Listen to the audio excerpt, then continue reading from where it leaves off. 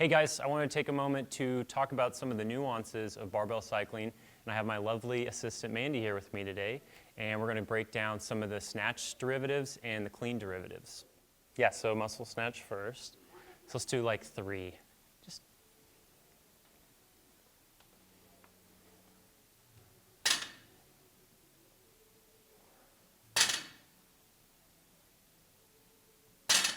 awesome. So right there we had some classic reps of a muscle snatch. I want to go over some of the points of performance for that we can refine and improve that can help with efficiency and your capacity for that movement. So first thing I want to talk about is the bar path. If you watched Mandy doing that, she did a great job of keeping the bar very tight to the body. If that bar does loop or get really wide when you're doing those reps, you're going to add more work to each rep you're doing, and it's going to fatigue you more quickly. So one of the things that we want to think about is, why don't you go ahead and set up, and we'll do, let's do 2 reps, just the way you just did it. And she keeps it really tight up the thigh, and then the most important part is when she comes down, that's good, thank you. For the second rep, she does a good job of bringing her elbows in the bar right in front of her face, where she can be tight with the turnover to keep that close to the body. A lot of times people will come down from the top and they'll kind of bring it out in front of them, and that's increasing the length that bar is traveling, which is going to put more fatigue on the back and decrease kind of the efficiency at which you're doing the movement. So that's one key point that I wanted to highlight on. Another key point, I want to play with grip and hip position. So let's bring your grip in a little bit, and I want you to have your hips a little bit higher throughout the whole rep. Good. Good. Awesome. So things I wanted her to focus on there.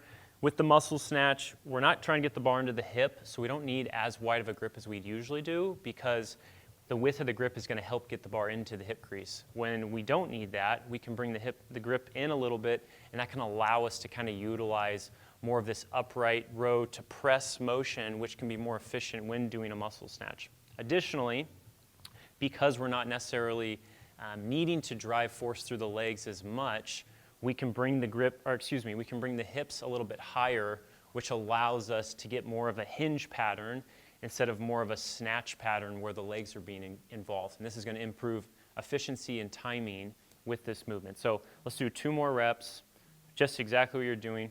And how about you touch and go it, so like a little more speed, please? Thank you.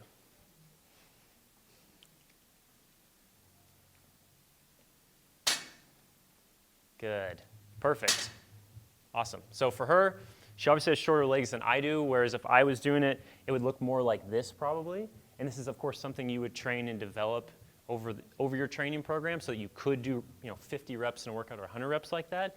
But that is something to practice with the muscle snatch. It's a little bit higher hip placement, and then also bring that grip in a little bit to make the bar path a little tighter and the turnover faster.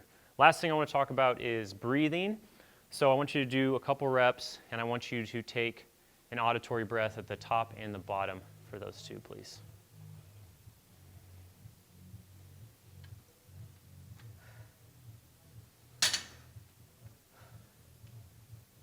Good. Perfect. So breathing with any movement that is low load and high turnover, especially a muscle snatch, is extremely important to keep the consistency and output of that movement going, especially as fatigue sets in. So being conscious of your breathing can be really helpful in regulating that. So what I wanted her to do there was to do an auditory exhale at the top and the bottom. She actually kind of held, or she didn't take as deep of a breath or exhale, I should say, at the bottom. But you could hear it more at the top, which was great.